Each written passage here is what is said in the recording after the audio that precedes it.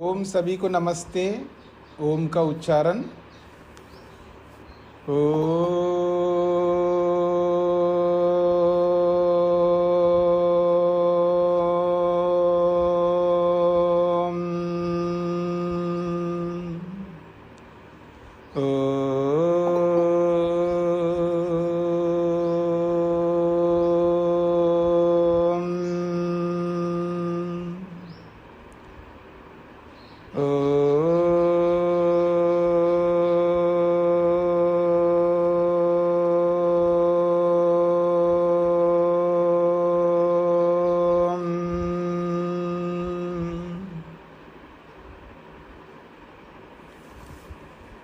वेदांत दर्शन के तीसरे अध्याय के चतुर्थ पाद के 27 सूत्र पूरे हुए हैं। 28वां सूत्र प्रारंभ हो रहा है।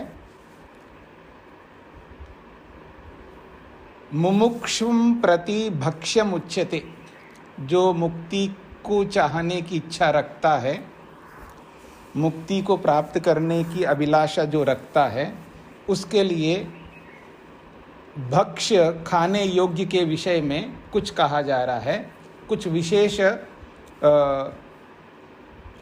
विधान किया जा रहा है।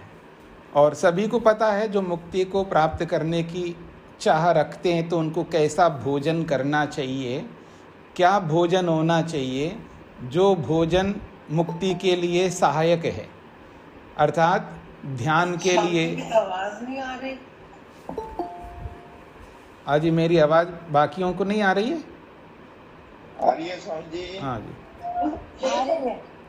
हाँ सभी को, बाकियों को आ रही है आवाज़, आपको नहीं आ रही है तो आपके इंटरनेट में कोई कमी होगी। जैसे कल मेरे लैपटॉप में कमी के कारण से मेरी आवाज़ आप सबको नहीं आ रही थी, तो ऐसे ही हो जाता यंत्र में जी।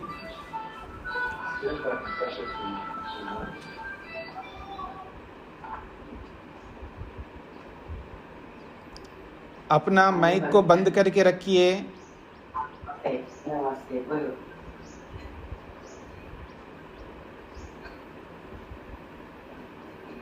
कौन है, अपने माइक को बंद करिए। हाँ जी। तो जब व्यक्ति ध्यान करना चाहता है तो मन को एकाग्र करना होता है। मन को एकाग्र करने के लिए शरीर भी साथ दे। मन को एकाग्र करने के लिए शरीर को भी मन के अनुरूप बनाना पड़ता है, और शरीर तब साथ देगा जब हमारा खाया हुआ अन्न उस ध्यान के अनुरूप हो, मतलब सात्विक भोजन हो। ये सभी को, साधना करने वालों को पता है। लेकिन यहाँ पर एक विशेष विधान किया जा रहा है भक्ष्य को लेकर के, अन्न को लेकर के। वो कहते हैं सर्वान्न अनुमति ही च प्राणत्यागे तद्दर्शनात्। अगर कभी ऐसा हो जाए जीवन में जहाँ प्राण संकट आ जाए, प्राणों को बचाने की परिस्थिति आ जाए कि ऐसे स्थान में हम चले जाए, ऐसी परिस्थिति आ जाए जहाँ हम फंस गए हैं, किसी भी कारण से हो सकता है, तो प्राण त्यागे, जहाँ प्राण त्याग करने की नौबत आ जाए तो क्या करें? तब कहते हैं सर्वान्न अनुमति। तो कोई भी अन्न खा सकते हैं, जो कोई भी हो, वो खाने योग्य है, लग रहा है आपको, नहीं लग रहा है, कोई भी अन्न आप खा सकते, उसके लिए अनुमति है। क्यों? तद दर्शनात्, शास्त्र में ऐसा देखा जाता है। सर्वान्नानुमति चह न ह वा एवं विधि किंचन अनन्नम भवति इति। छांदोग्य का एक प्रमाण दिया है।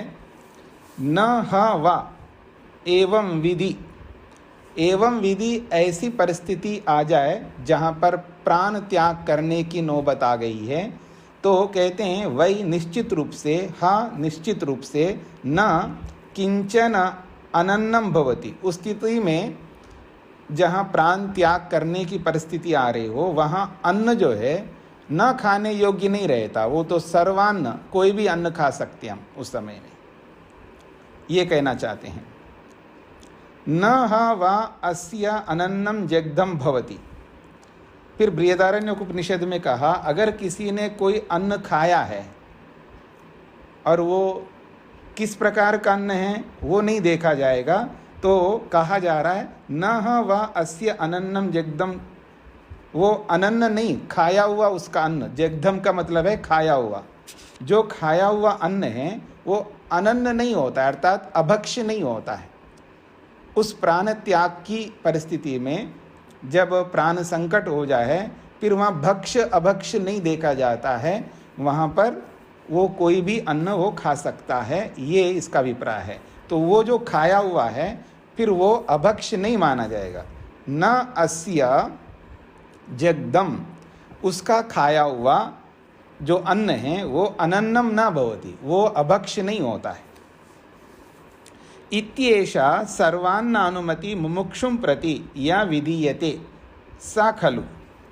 ये जो इत्येषा, ये जो श्रुति है, जो भी शास्त्र में कही है, एक छांदोग्य का, एक बृहदारण्यक उपनिषद की श्रुति जो दी है, इत्येषा सर्वान्नानुमति, ये जो सभी अन्न खाने की जो अनुमति की जो श्रुति है, ये मुमुक्षम प्रति, जो मुमुक्षु व्यक्ति है उसके लिए जो विधान किया जा रहा है, ये किस परिस्थिति में विधान किया जा रहा है? सा खलु, ये जो अनुमति है प्राण त्यागे, प्राण नाश अवसरे, प्राण नाश भय, जहाँ प्राण का नाश हो रहा हो अथवा प्राण जाने वाले हो, जहाँ अन्न नहीं उपलब्ध हो रहा है, 1 दिन 2 दिन 4 दिन 5 दिन 10 दिन 15 दिन हो रहे हैं, 20 दिन हो रहे हैं, खाना ही नहीं मिल रहा है, ऐसी परिस्थिति में जहाँ प्राण संशय, जहाँ प्राण संकट में पड़ जाए, उस समय में ये बात है, उसके लिए सर्वान्ना अनुमति, सभी प्रकार के अन्नों की अनुमति है, ऐसा मंतव्य मानना चाहिए। तद दर्शनात्, ऐसा ही शास्त्र में देखा जाता है। तद इत्थम श्रुतौ दर्शनात्, तद इत्थम, इस प्रकार की जो परिस्थिति है वो श्रुति में देखा जाता है।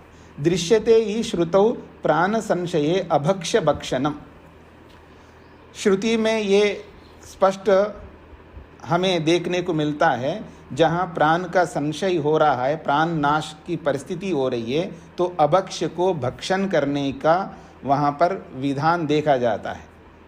वो विधान दे रहे हैं एक छांदोग्य उपनिषद का, मटचीहतेषु कुरुषु आटक्याः जायया उशस्तिर्हा चाक्रायण।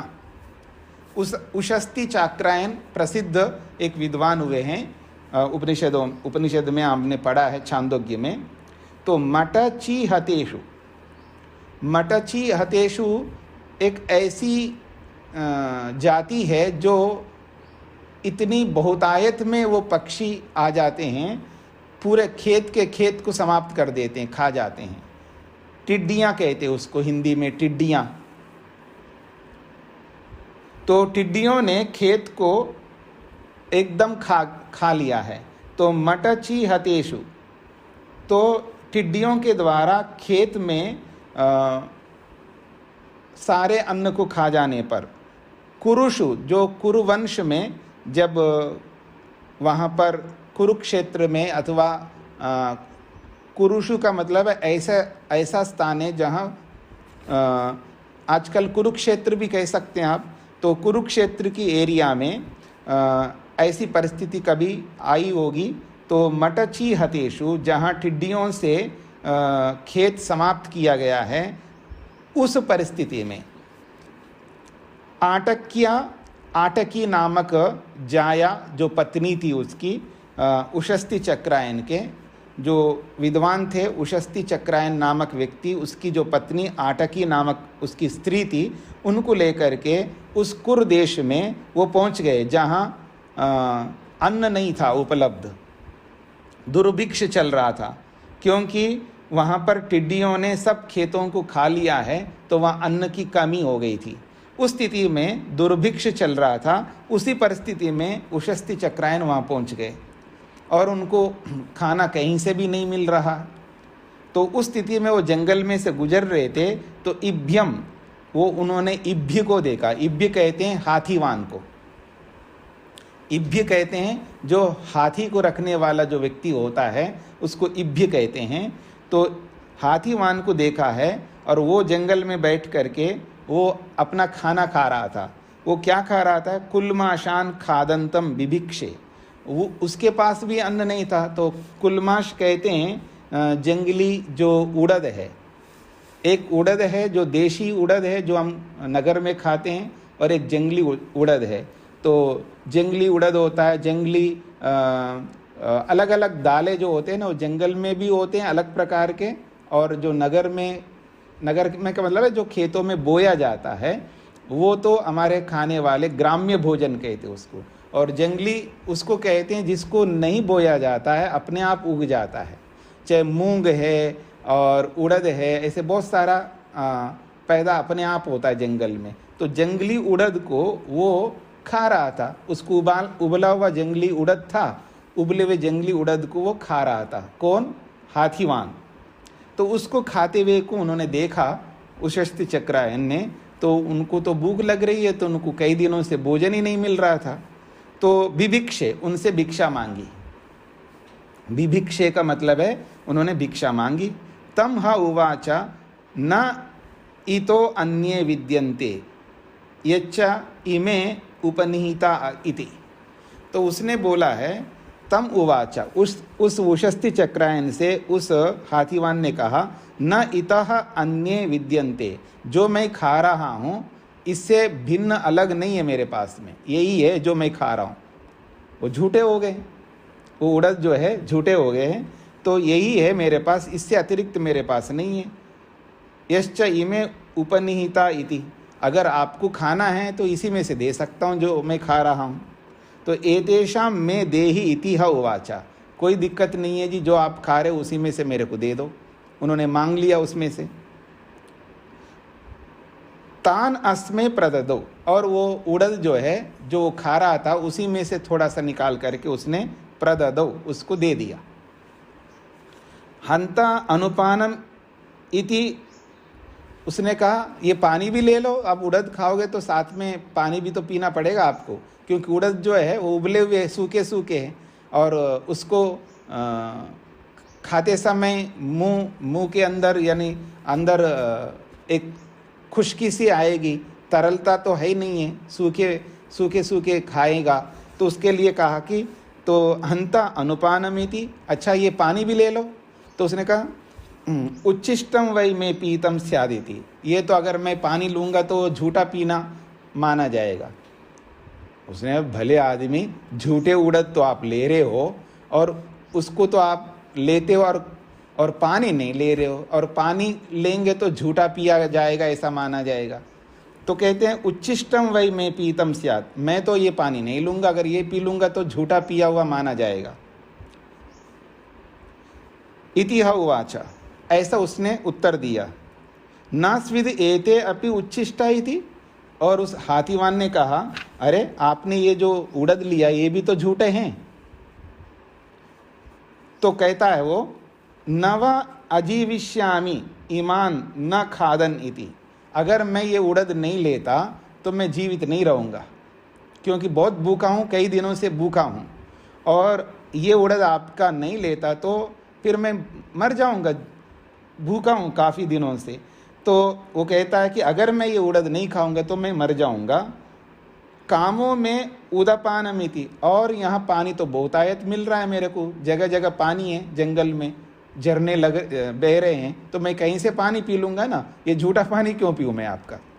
भाई खाना नहीं मिल रहा है इसलिए मैंने आपका ये खाना लिया है, ये तो मजबूरी है मेरी, लेकिन पानी तो कहीं भी से मैं पी सकता हूँ। तो कहता वो कि कामों में उदपानमिति, मेरे को ये पानी जो है काम कहीं से भी मिल जाएगा, बहुत जगह पानी मेरे को मिल रहा है, इसलिए मैं ये झूठा तो नहीं पी सकता। बाकी अन्न इसलिए लिया हूँ क्योंकि ये कहीं नहीं मिल रहा है। तो इति अत्र इभ्याद उच्छिष्टान कुल्माशान याचित्वा उशस्ति चाक्रायण प्राण संशये हेतु मुक्त्वा चखादा। तो कहते हैं इति, इस प्रकार से, इभ्याद, उस हाथीवान से, उच्छिष्टान कुल्माशान, झूठे उड़द को, याचित्वा लेकर के, उससे मांग करके, उशस्ति चक्रायना, ये जो उशस्ति चक्रायन जो विद्वान थे, प्राण संशये, प्राण जाने की परिस्थिति में, यानी प्राण जाने की नौबत आई उस स्थिति में, हेतु मुक्तवा, उसका कारण बता करके, अगर मैं ये उड़द नहीं खाऊंगा तो मैं मर जाऊंगा, तो प्राणों को बचाने के लिए इस हेतु से मैं आपका ये ले रहा हूं, कह करके चखादा, उसने उस उड़द को खाया। तदित्थम अभक्ष्य भक्षणम, ये जो अभक्ष्य भक्षण है अर्थात झूठा नहीं खाना चाहिए, एक नियम है, उच्छिष्ट नहीं खाना चाहिए, एक नियम है। उच्छिष्ट जो है, झूठा जो है, ये अभक्ष्य माना जाता है शास्त्र की दृष्टि से, आयुर्वेद की दृष्टि से। इसलिए यहाँ अभक्ष्य को उसने खा लिया है, लेकिन किस लिए, किस परिस्थिति में खाया? प्राण संशये, जहाँ प्राण छूटने की परिस्थिति आई उस परिस्थिति में। तो ऐसी परिस्थिति में मुमुक्षुना कर्तव्यमस्ति, मुमुक्षु व्यक्ति का ये कर्तव्य है, केवल झूठा मान करके अगर नहीं खाएगा तो प्राण ही चले जाएंगे, और प्राण चले जाएंगे तो मर जाएंगे, तो दोबारा वापस पैदा होना पड़ेगा, फिर पैदा होकर के फिर स्कूल जाना पड़ेगा, फिर पढ़ना पड़ेगा, स्कूल का मतलब गुरुकुल जाओ, फिर शास्त्र पढ़ो, फिर 20 साल तक पढ़ाई करके फिर मुक्ति के लिए मेहनत करो, तो बहुत पीछे हो जाऊंगा मैं। अब ये झूठा, ये कोई बात नहीं, खा लूँगा। तो ऐसी परिस्थिति में मुमुक्षु व्यक्ति का कर्तव्य है, नहीं एतद ब्रह्म विद्याया विरोधी कृत्यम, तो ऐसी परिस्थिति में अगर उस अभक्ष्य को, उस झूठे को खाने से ब्रह्म विद्या का ये विरोधी नहीं है, ये कृत्य, ये कर्म ब्रह्म विद्या को रोकने वाला कर्म नहीं है, किंतु तत्सहकारित्वमेव भजते, किंतु उस ब्रह्म विद्या को बढ़ाने वाला ही कर्म माना जाएगा। ऐसी ऐसी परिस्थिति में खा सकते हो, ऐसा उसने विधान किया है। तो ये रेयर में बहुत ऐसा आप कह सकते हैं, कभी ऐसा आप लोगों को तो ऐसी परिस्थिति आने वाली नहीं, चिंता मत करना। हाँ, आप लोग तो नगर में, गांव में या जहाँ भी रहते हैं, अपने अपने घरों में आप लोग बहुत प्रबंध करके रखते हैं। हाँ, बहुत दूरदृष्टि आप लोगों की। तो इस दृष्टि से आपको तो ये मुसीबत नहीं आती है। हाँ, लेकिन फिर भी कुछ कह नहीं सकते, कभी भी ऐसी कोई परिस्थिति आ जाए, जैसे कोरोना जैसा आ गया है और कहीं निकल नहीं सकते, अनाज नहीं मिल रहा है, ऐसा तो कभी कभी हो जाता है। आप कितना ही पैसा हो आपके पास, वो पैसे को हम नहीं खा सकते हैं, तो साधन मिलने पर ही हम उसका प्रयोग कर सकते हैं। तो कभी भी ऐसी परिस्थिति कभी आ जाती है, तब ये बात कही गई है। तो अभक्ष्य का मतलब यहाँ पर ये नहीं बोला है कि आप मांस खा लो, अंडा खा लो, मछली खा लो, ये खा लो, वो खा लो, ये इसका मतलब नहीं है। अभक्ष्य का मतलब है खाने योग्य ही जो अन्न है, लेकिन वो अभक्ष्य हो जाता है, झूठे से अभक्ष्य होता है। मान लीजिएगा सुबह का है और अब वैसे गर्मी बढ़ गई, सुबह का खाना है, थोड़ा सा वो बासी सा हो जाता है, अब प्राण संकट में आ गया है, तो ठीक है जी, सुबह का है तो खा लो ना, क्या फ़र्क पड़ता है। कल का है, मान लो, खा लो ना। ट्रेन में, पहले तो ट्रेन में जाते थे 2-2 दिन तक, हम लोग तो खाते थे 2-2 दिन के, कई दिनों के। तो होता ही ऐसा, कई परिस्थिति में होता है। तो जहाँ आपको ताज़ा नहीं मिल रहा है तो क्या करेंगे, खाएंगे ही। अब बहुत ऊंचा पहाड़ पर जाते हैं, सेना के लोग होते हैं, उनके लिए कहाँ बनता है, और ले जाते हैं उसको, ठंडा हो जाता है वो, फिर उसको गर्म करते हैं, कई दिन का होता है, वो ख़राब नहीं होता है उस ठंड में। तो ऐसी परिस्थितियों में तो खाते ये लोग। तो बासी हो भोजन, वैसे तो ताज़ा खाने का विधान है, बासी भोजन नहीं खाना है, लेकिन कभी कभी खाना पड़ता है। तो ऐसी स्थिति में वो अभक्ष्य नहीं होता, ये इसका अभिप्राय है। ऐसा नहीं कि प्राण संकट आ गया तो आप कुछ भी खा लो, वहाँ हम नहीं खा सकते। कोई नहीं, एक ही लाइट चाहिए। माइक बंद करके बात करिए। हाँ जी, तो ठीक है जी। और इस बारे में तो बहुत लंबी चर्चा की जा सकती है, अभी हम नहीं करते हैं।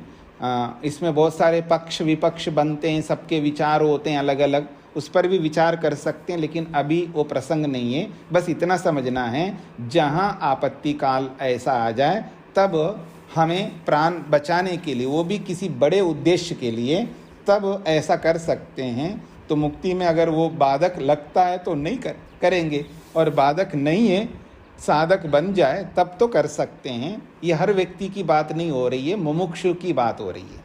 तो सूत्रार्थ लिखिएगा। किसी परिस्थिति विशेष में, किसी परिस्थिति विशेष में, किसी परिस्थिति विशेष में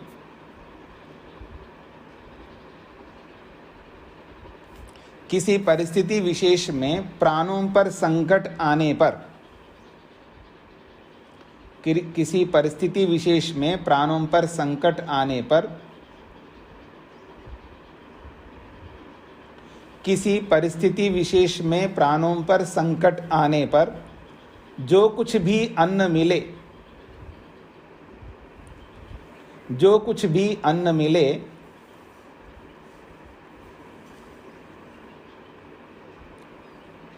जो कुछ भी अन्न मिले, जो कुछ भी अन्न मिले उसे खाने की अनुमति शास्त्र देता है। जो कुछ भी अन्न मिले उसे खाने की अनुमति शास्त्र देता है।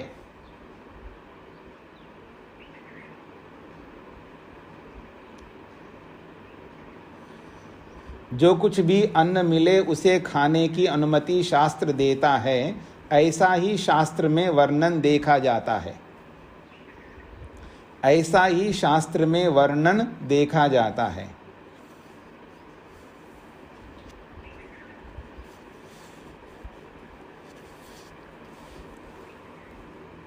ऐसा ही शास्त्र में वर्णन देखा जाता है। किसी परिस्थिति विशेष में प्राणों पर संकट आने पर जो कुछ भी अन्न मिले उसे खाने की अनुमति शास्त्र देता है, ऐसा ही शास्त्र में वर्णन देखा जाता है।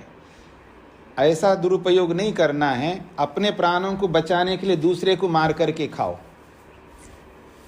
क्यों जी? अपने प्राणों को बचाने के चक्कर में दूसरों को मार करके खाना, ये कोई बुद्धिमत्ता नहीं है।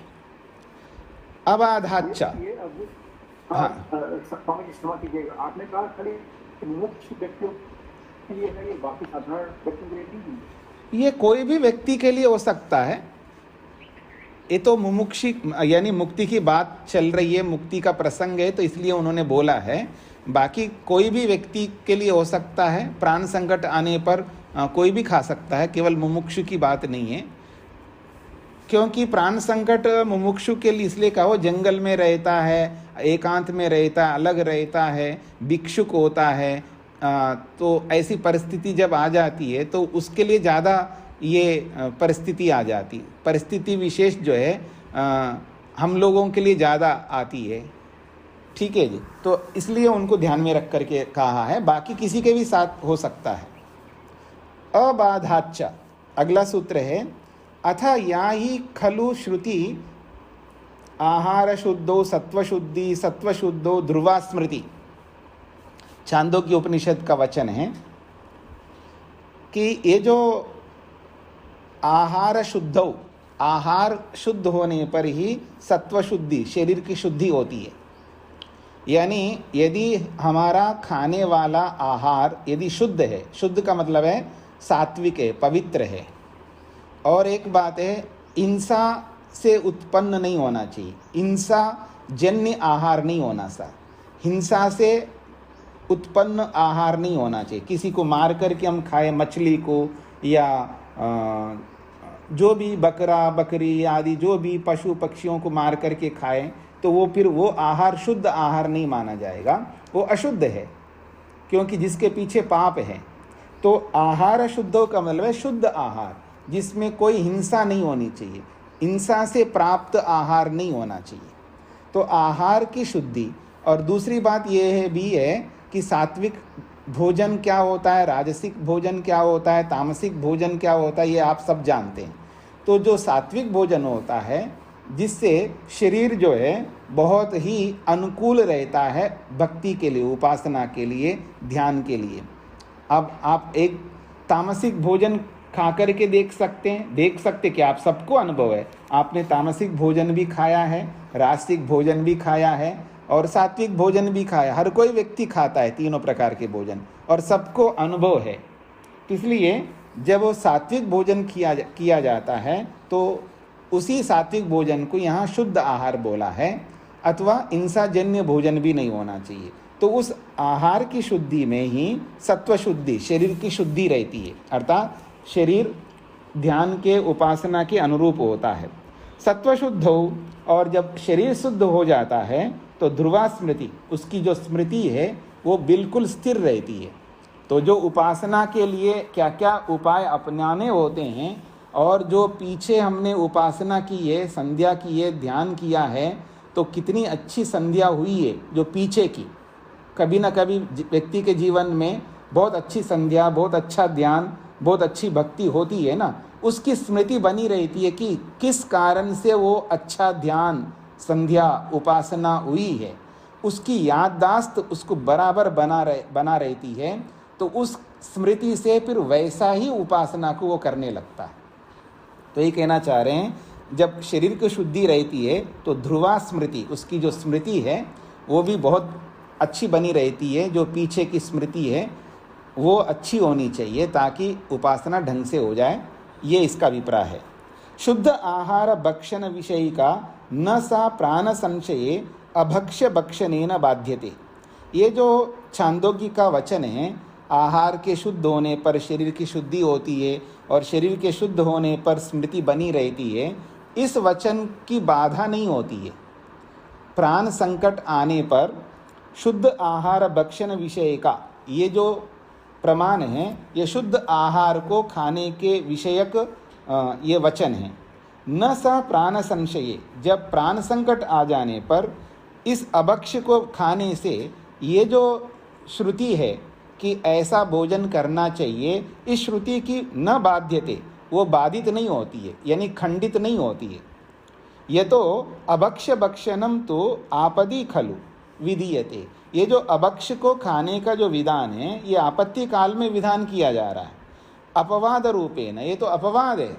जीवन में पता नहीं एक बार आए या ना आए जीवन में ऐसी संकट, ऐसी परिस्थिति, तो ऐसी परिस्थिति में इस अभक्ष्य को खाने का जो विधान किया है शास्त्र ने, इस विधान से आहार शुद्धो सत्व शुद्धि वाली जो श्रुति है इसकी बाधा नहीं होगी, यानी ये श्रुति खंडित नहीं होगी, वो बराबर बनी रहेगी, वो श्रुति, उसमें कोई बाधा नहीं आएगी, ये कहना चाहते हैं। सूत्रार्थ लिखिएगा। प्राण संकट, प्राण पर संकट आने पर, प्राण पर संकट आने पर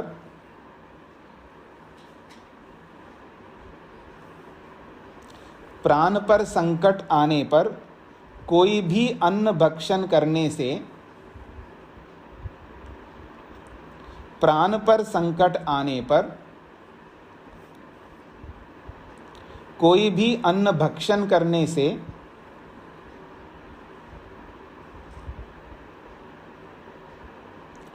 प्राण पर संकट आने पर कोई भी अन्न भक्षण करने से शास्त्र की बाधा नहीं होती है,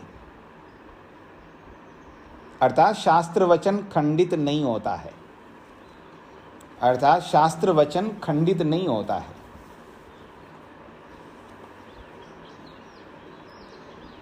प्राण पर संकट आने पर कोई भी अन्न भक्षण करने से शास्त्र की बाधा नहीं होती है, अर्थात शास्त्र वचन खंडित नहीं होता है।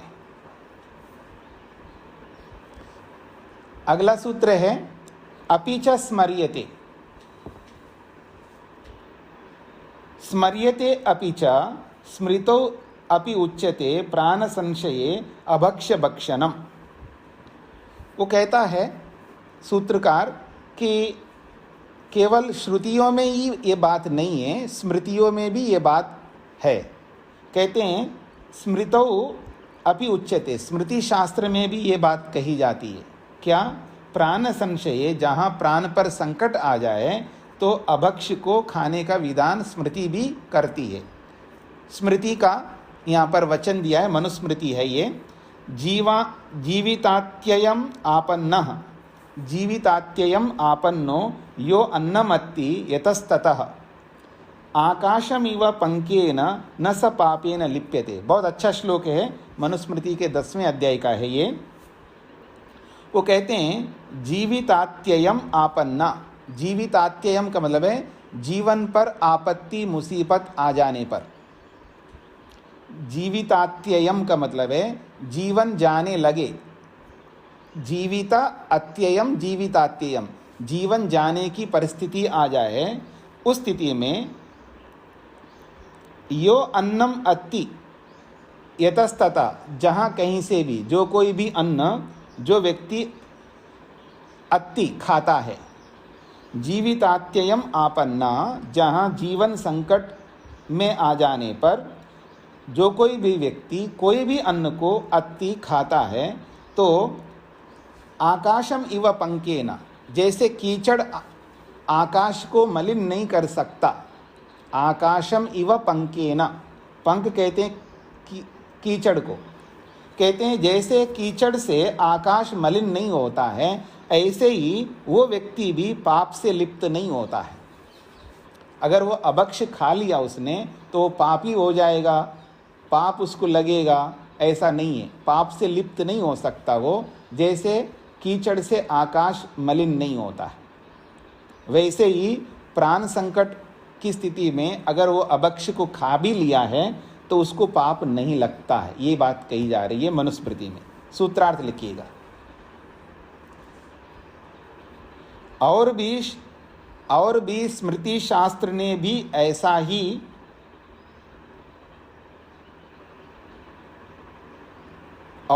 स्मृति शास्त्र ने भी स्मरण किया है कि स्मृति शास्त्र ने भी ऐसा ही स्मरण किया है कि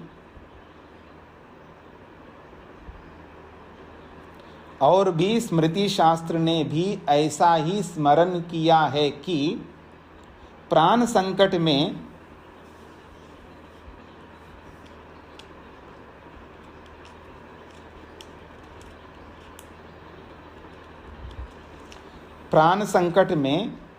जहाँ कहीं से भी अन्न खाया जा सकता है, जहाँ कहीं से भी अन्न खाया जा सकता है।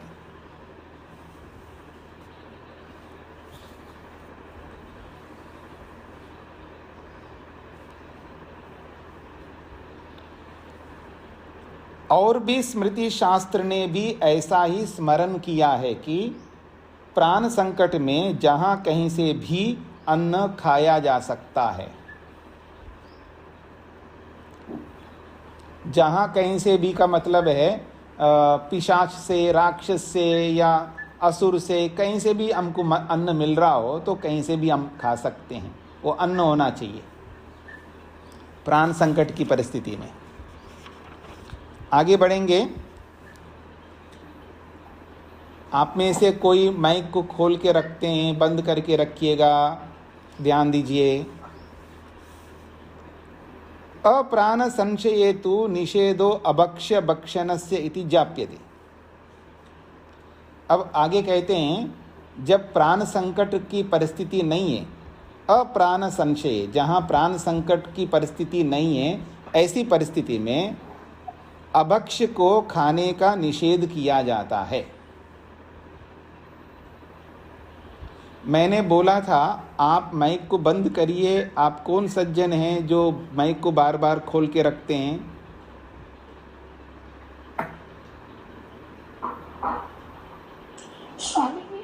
मतलब आपातकाल में भी ऐसा भक्ष्य जो दूसरे की हिंसा करके खाया जाए, जैसे आप बता रहे थे, वो तो नहीं खाना चाहिए ना? मैंने ये कहा कि प्राण संकट की स्थिति में ऐसा कभी नहीं करना चाहिए कि अपने प्राणों को बचाने के लिए किसी दूसरे को हम मारे। जी धन्यवाद। जी जी जी स्वामी जी धन्यवाद। जी जी जी। तो कहा जा रहा है प्राण संकट की परिस्थिति नहीं है तब अभक्ष को ना खाने का यहाँ पर शास्त्र प्रतिपादित करता है। शब्दश्चातो अकामकारे, शब्दः च अतः अकामकारे, अतः कारणात् आपत्कालं प्राण संशयं विहाय।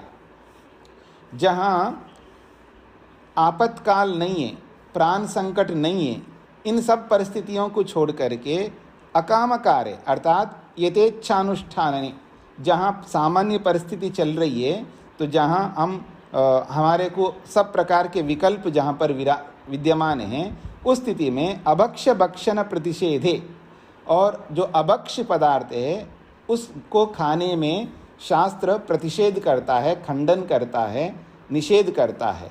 ऐसा शब्द श्रुति स्मृति वचनम अपि अस्ति, इसमें श्रुति भी है और स्मृति भी है।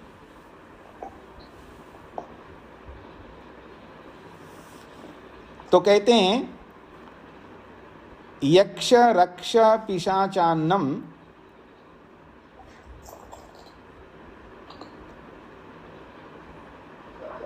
आप में से आप लोगों को मेरी बात समझ में क्यों नहीं आती है कि व्यवधान क्यों उत्पन्न करते हैं? माइक को देखिएगा, आप लोग माइक को बंद करके रखिएगा, तुरंत ध्यान जाना चाहिए। जिनका भी माइक म्यूट नहीं होता है, कई बार म्यूट खुल जाता है, कभी कभी पता नहीं लगता होगा आपको, तो तुरंत बंद कर लीजिएगा, अपना ध्यान रखिएगा आप जी। तो कहा जा रहा है यक्ष रक्ष पिशाचान्नम, आगे की पंक्ति यहाँ पर पूरी नहीं लिखी है, तो आगे की पंक्ति है मद्यम मांसम सुरास आसवम तद देवानाम अशन्नता हवि, ऐसा एक आगे का वचन है। ये मनुस्मृति का श्लोक है। कहते हैं यक्ष रक्ष पिशाचान्नम, तो यक्ष का अन्न हो, राक्षस का अन्न हो, पिशाच का अन्न हो, या मध्यम जो शराब हो, मांसम मांस हो, सुरा और आसव हो, और ये सब देवानाम अश्नता हवि, देवों के लिए खाने के लिए वो हवि नहीं बन सकती है। मतलब राक्षस पिशाच ऐसे ऐसे जो बहुत जंगली प्रकार के लोग होते हैं, जो दुष्ट प्रवृत्ति के लोग होते हैं, जो निशाचर होते हैं, दिन में सोते हैं और रात को जो है निकलते हैं और समाज को हानि पहुंचाते हैं, ऐसे जो दुष्ट प्रवृत्ति के लोग हैं उनको यहाँ पर बोला है ऐसे लोगों का अन्न नहीं खाना चाहिए। मांस है, मद्य है, और अलग अलग प्रकार के आसव बनाते हैं वो लोग अलग अलग प्रकार के, तो उन सब को नहीं खाना चाहिए। ब्राह्मणेन न अत्तव्यम, ब्राह्मण व्यक्ति को, द्विज व्यक्ति को, या जो भी अपने आप को श्रेष्ठ मानता है, उत्तम मानता है, उस व्यक्ति को नहीं खाना चाहिए। और नोच्छिष्टम कस्यचित दद्यात्, झूठा जो भोजन जो है कोई भी किसी को ना दे, पति हो, पत्नी हो, माँ हो, कोई भी हो, अपना झूठा किसी को ना दे। प्रेम दिखाना हो तो अलग ढंग से दिखाइएगा, ऐसा नहीं। न उच्चिष्टम कस्यचित दद्यात्, कोई भी झूठा अन्न किसी को ना दे। न अद्याच्चैव, और न अगर दे दिया गया किसी के माध्यम से तो नहीं खाना चाहिए। कहते हैं न उच्चिष्टम कस्यचित दद्यात्, झूठे अन्न को किसी को नहीं देना चाहिए। फिर कहा न अद्यात्, और अगर किसी ने दे दिया और हमने लिया है तो उसको नहीं खाना चाहिए। फिर कहा है तथा अंतरा, और अंतरा का मतलब है बिना समय में भी नहीं खाना चाहिए। जब खाने का समय नहीं है तो जब चाहे तब नहीं खाना चाहिए। न अंतरा, अंतरा का मतलब है खाने के बीच में, जैसे आपने ब्रेकफास्ट किया, नाश्ता किया, तो फिर लंच करेंगे, तो लंच और नाश्ते के बीच में क्यों खाएंगे आप? और लंच कर लिया तो डिनर जब नहीं कर रहे हो तो डिनर और लंच के बीच में क्यों खाएंगे आप? जब चाहे तब खाना थोड़ा है, भूख लगने पर खाना है। अगर भूख नहीं लग रही है तो क्यों खाना है? अथवा शरीर को अपेक्षा नहीं है, शरीर को आवश्यक नहीं है, शरीर नहीं चाहता है तो क्यों खाए? ये तो ऐसी बात है, गाड़ी में आपने पेट्रोल या डीजल का है, पेट्रोल का है तो डीजल पेट्रोल डाल दिया, अब भर दिया है ना, अब 10 किलोमीटर जाके फिर दोबारा थोड़ा डालोगे आप। जब उस गाड़ी को अपेक्षा लगेगी तभी तो डालोगे ना, उसमें फ्यूल तभी डालोगे ना जब उसको आवश्यक है।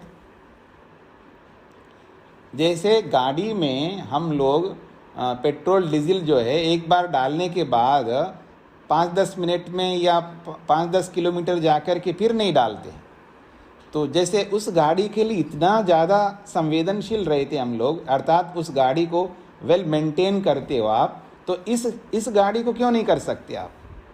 इसमें क्या आपको इसके लिए शिक्षा नहीं मिली आपको? मतलब उस गाड़ी के लिए तो शिक्षा मिली आपको, पढ़े लिखे हैं ना आप, गाड़ी के लिए तो पढ़े लिखे बनते हैं, और शरीर के लिए अनपढ़ क्यों बनना है?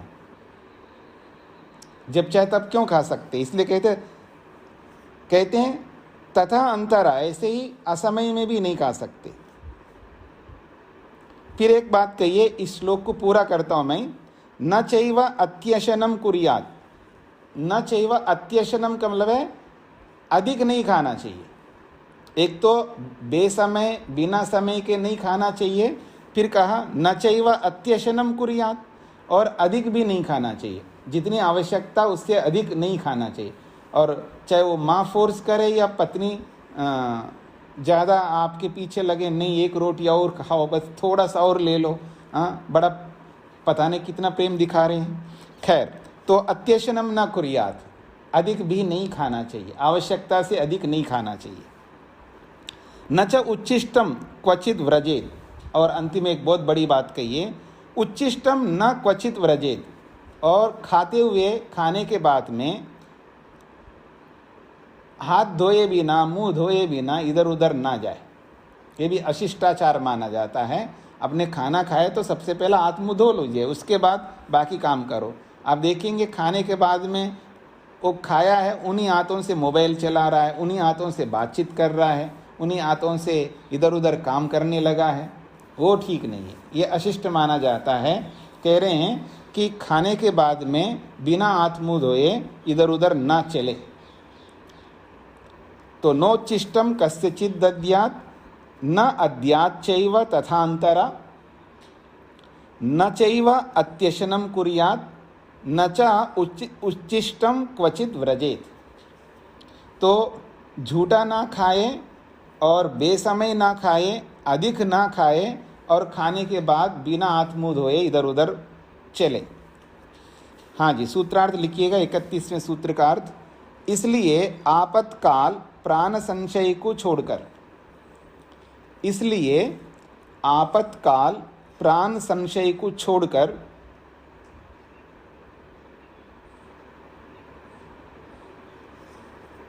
इसलिए आपातकाल प्राण संशय को या प्राण संकट को, आपातकाल प्राण संकट को छोड़कर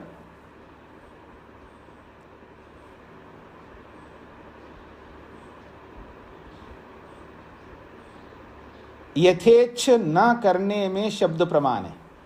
यथेच्छ न करने में शब्द प्रमाण है। यथेच्छ का मतलब है मन मर्जी, जो कुछ जैसे मन में आए वैसे करने लगे। झूठा भी खा लिया, जब चाहे तब खा लेना, ज़्यादा खा लेना। तो यथेच्छ का मतलब है अपनी मर्जी से ना चले, उसमें शब्द प्रमाण है। तो कहा जा रहा है इसलिए आपातकाल प्राण संकट को छोड़कर यथेच्छ न करने में शब्द प्रमाण है। ये पूरा सूत्रार्थ हो गया जी। आगे बढ़ते हैं। विहितत्वाच्चाश्रम कर्मापि। रिपीट कर दीजिए। हाँ जी, रिपीट कर दीजिए। रिपीट भी कर दिया था। इसलिए आपातकाल प्राण संकट को छोड़कर यथेच्छ ना करने में शब्द प्रमाण है। अगला सूत्र है विहितत्वाच्च आश्रम कर्मापि। विहितत्वात् च आश्रम कर्म अपि। कहते हैं ब्रह्मचर्य आदिकम स्व आश्रम कर्म अपि मुमुक्षु अनुतिष्ठेत शास्त्र विहितत्वात्।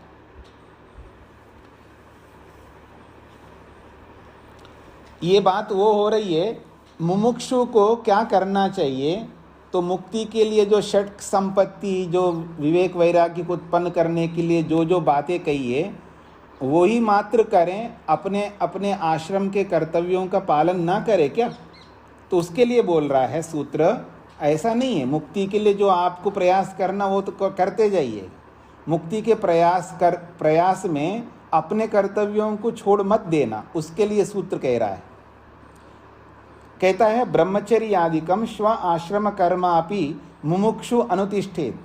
ब्रह्मचर्य आदिकम यानी ब्रह्मचर्य आश्रम में रहने वाले विद्यार्थी, गृहस्थ में रहने वाले गृहस्थी, वानप्रस्थ आश्रम में रहने वाले वानप्रस्थी, संन्यास आश्रम में रहने वाले सन्यासी, स्व आश्रम कर्मापि अपने अपने आश्रम कर्म को अपने अपने आश्रम कर्म को भी मुमुक्षु मुक्ति चाहने वाले व्यक्ति को अनुतिष्ठित वो भी कर्म करने चाहिए अपने आश्रम के।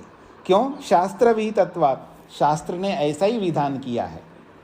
जैसे कि कहा तपसा ब्रह्मचर्येन श्रद्धया विद्यया आत्मानम अनुविश्य।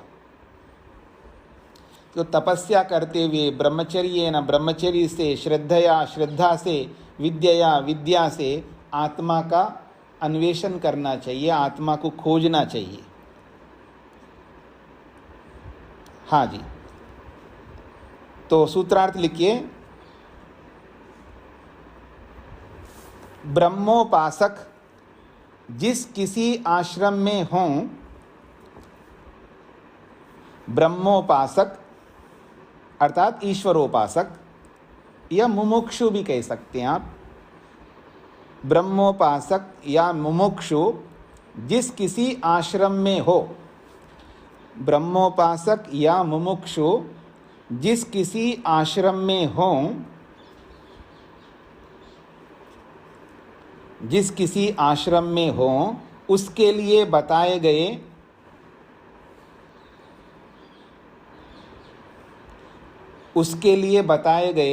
अपने अपने आश्रम कर्मों का, उसके लिए बताए गए अपने अपने आश्रम कर्मों का, उसके लिए बताए गए अपने अपने आश्रम कर्मों का अनुष्ठान करना चाहिए।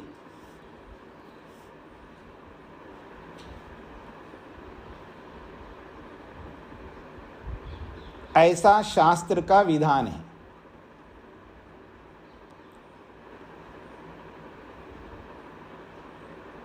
ब्रह्मोपासक या मुमुक्षु जिस किसी आश्रम में हों, उसके लिए बताए गए अपने अपने आश्रम कर्मों का अनुष्ठान करना चाहिए। ऐसा शास्त्र का विधान है।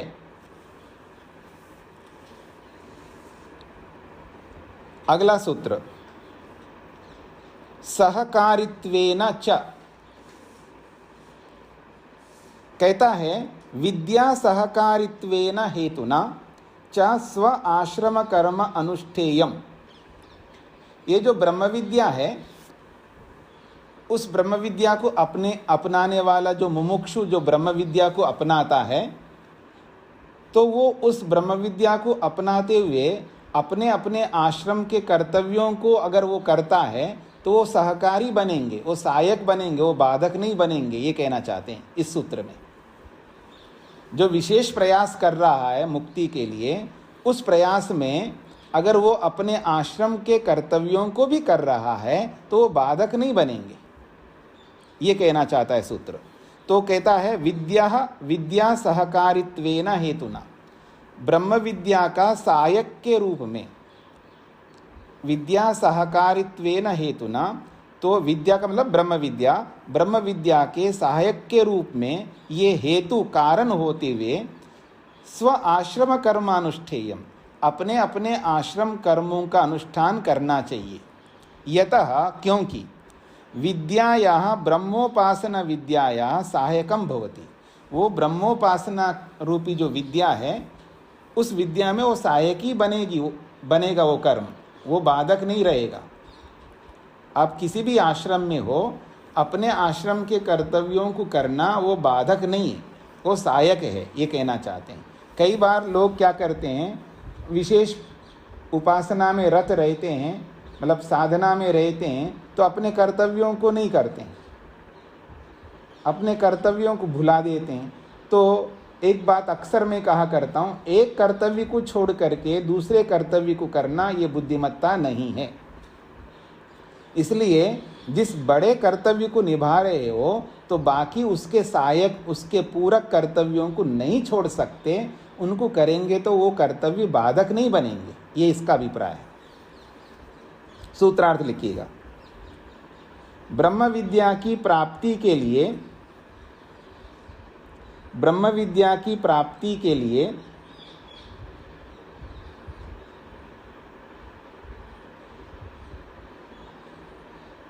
ब्रह्म विद्या की प्राप्ति के लिए आश्रम कर्म सहायक होने से, आश्रम कर्म सहायक होने से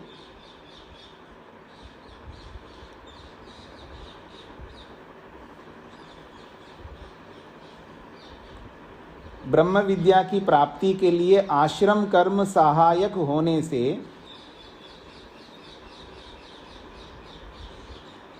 मुमुक्षु को अवश्य करना चाहिए, ब्रह्मोपासक को अवश्य करना चाहिए।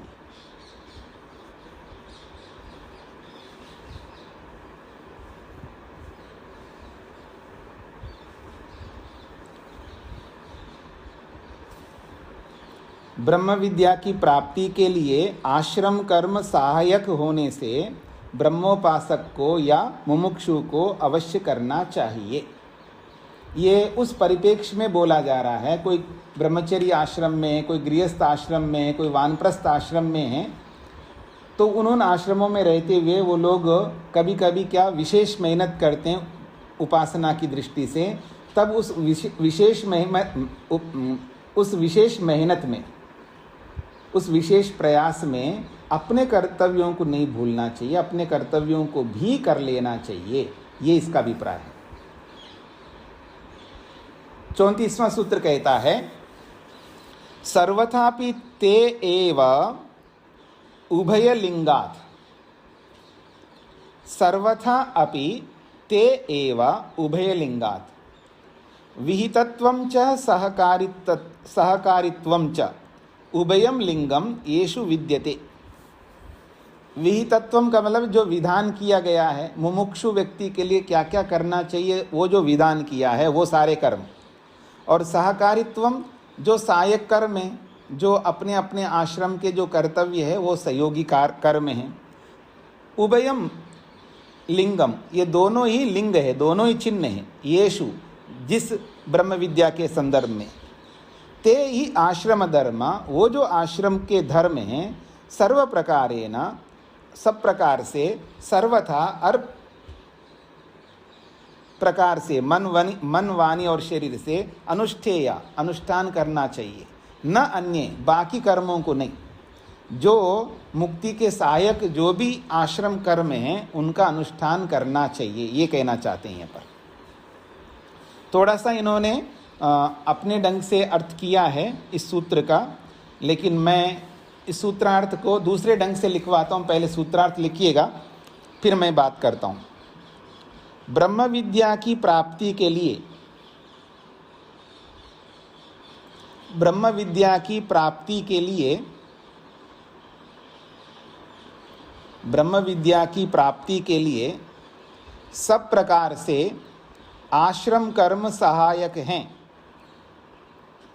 ब्रह्म विद्या की प्राप्ति के लिए सब प्रकार से आश्रम कर्म सहायक हैं।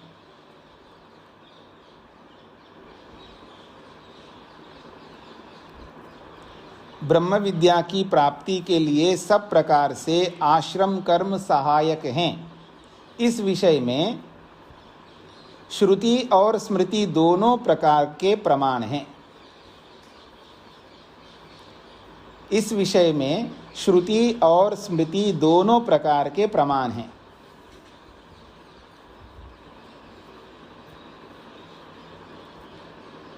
ब्रह्म विद्या की प्राप्ति के लिए सब प्रकार से आश्रम कर्म सहायक हैं। इस विषय में श्रुति और स्मृति दोनों प्रकार के प्रमाण हैं। ये दूसरे भाष्यकार लोगों ने ऐसा अर्थ किया है, यहाँ पर ये अर्थ यहाँ पर नहीं है। तो उभयलिंगम का अर्थ श्रुति और स्मृति ऐसा दूसरे लोगों ने किया है, वही मेरे को संगत लगा है अर्थ, इसलिए मैंने वो अर्थ लिखवाया है। तो यहाँ इन्होंने उभयलिंगम का मतलब ऐसा अर्थ किया है कि एक तो ब्रह्म विद्या के लिए जो विधान किए गए कर्म हैं और दूसरे हैं अन्य आश्रमों के वही कर्म ले लो जो सहायक है, बाकी छोड़ दो, ऐसा अर्थ करना चाहते हैं यह भाष्यकार। अन्य आश्रमों के जो कर्म हैं उसमें बहुत सारे कर्म होते हैं, बहुत सारे कर्तव्य होते हैं। तो आश्रमों के जो कर्तव्य है उनमें से, उन कर्तव्यों में से वो कर्म ले लो जो मुक्ति के लिए सहायक है, बाकी छोड़ दो, ऐसा अर्थ ये करना चाहते हैं भाष्यकार। पर दूसरे भाष्यकार लोग ऐसा नहीं करना चाहते हैं। इसका अर्थ वो कहते हैं कि ब्रह्म विद्या की प्राप्ति में सब प्रकार के सभी आश्रम कर्म जो है सहायक है, छोड़ने वाले कुछ है और उसके उपयोगी कुछ है, ऐसा नहीं है ना। अब मान लो गृहस्थ आश्रम के अलग अलग कर्तव्य है, माता पिता की सेवा करना, बलि वैश्वदेव यज्ञ करना, जो भी पंचमा यज्ञ करते हैं, संतानोत्पत्ति करने का कर्म भी है, ऐसे बहुत सारे कर्म हैं। तो ऐसा थोड़ा है कि अगर संतानोत्पत्ति कर्म वो करेगा तो वो बाधक है और बाकी कुछ कर्म जो है वो सहायक है, ऐसा नहीं है। गृहस्थ के जितने भी कर्तव्य है वो सहायक ही माने जाएंगे, बाधक कुछ है और कुछ सहायक है ऐसा नहीं मानना चाहिए, ये मेरे को लगता है। मतलब वो जो गृहस्थी नियमबद्ध गृहस्थ आश्रम को चला रहा हो, मैं उसके कर्तव्यों को बोल रहा हूँ। नियम विरुद्ध कर्म करते हुए भी वो सहायक बनेंगे ऐसा मेरा अभिप्राय नहीं है। चाहे वो कोई भी आश्रम हो, वानप्रस्थ हो या सन्यास हो, चाहे वो ब्रह्मचर्य आश्रम हो, किसी भी आश्रम में रहने वाले जो भी कर्तव्यों को करते हैं, जो शास्त्रोक्त कर्तव्य हो, वो सहायक ही बनेंगे, बाधक नहीं बनेंगे, ऐसा मेरा भी मानना है, बाकी भाष्यकारों का मानना है। लेकिन ये भाष्यकार ये कहना चाहते हैं जो अन्य आश्रमों के कर्म जो मुक्ति के सहायक होंगे वो तो करें और जो बाधक होंगे उसको छोड़ दे, ऐसा इनका भाष्य है। ऐसा मेरे को नहीं लगता सभी सहायक होंगे, क्योंकि अगर सभी सहायक नहीं होंगे तो विधान क्यों किया है उनके लिए करने के लिए? क्योंकि सभी आश्रम जो है मुक्ति के लिए है, मोक्ष के लिए। बस ये कि सीधा मुक्ति नहीं दिलाते हैं, वो परंपरा से दिलाते हैं। ठीक है, तो मेरी बात पकड़ में आ रही है आप लोगों को जो मैं कहना चाह रहा हूं?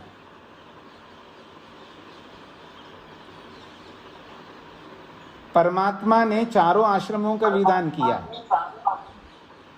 परमात्मा ने चारों आश्रमों का विधान किया है, तो चारों आश्रम परमात्मा द्वारा निर्दिष्ट है। तो प्रत्येक आश्रम मुक्ति को प्राप्त करने के लिए है और प्रत्येक आश्रम का कर्तव्य भी मुक्ति के लिए ही, चाहे वो संतान उत्पत्ति करना हो, चाहे वो व्यापार करना हो, चाहे वो कोई भी कर्म हो, किसी का भी हो।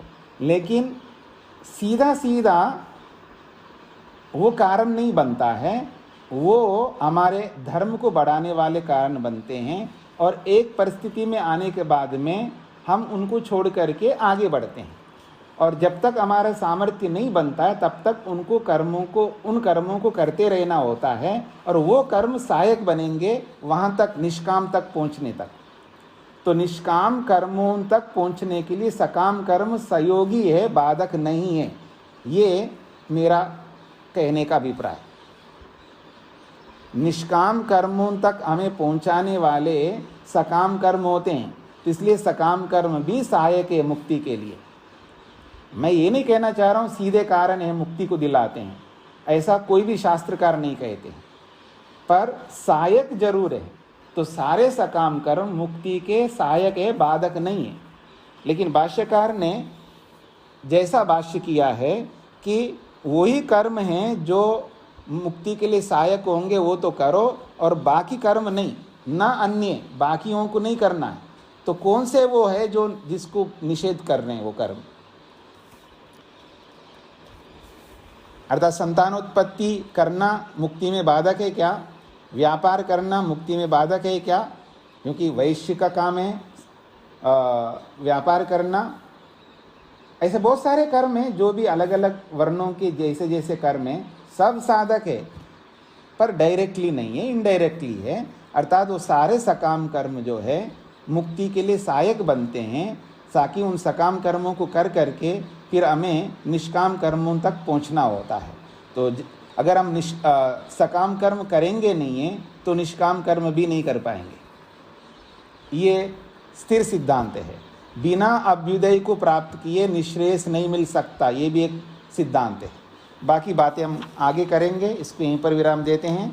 ओम शांति शांति शांति ही।